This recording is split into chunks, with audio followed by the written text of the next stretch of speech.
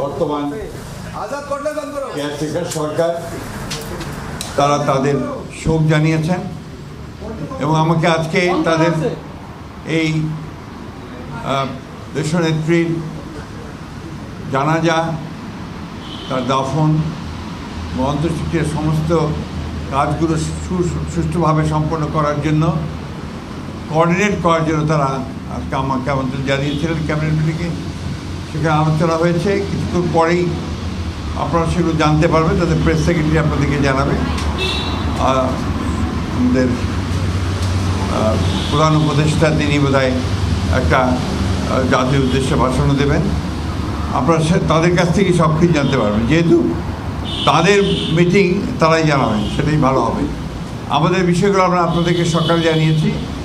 আর আমাদের 12:30টার সময় আমাদের স্ট্যান্ডিং কমিটির একটা মিটিং আছে বিএনপির। সেই মিটিংয়ে আমাদের সমস্ত সিদ্ধান্তগুলো চূড়ান্ত করে আমরা আপনাদেরকে আবারও জানাবো, টাইম টু টাইম জানাতে থাকবো। সেক্ষেত্রে আপনাদের কাছে আমরা সর্বাত্মক সহযোগিতা চাইব।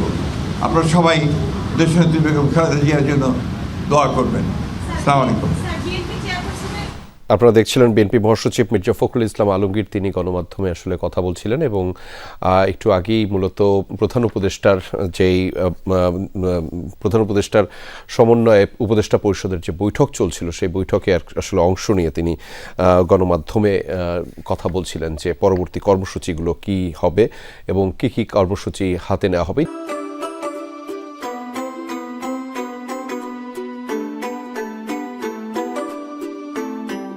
From Nestlé.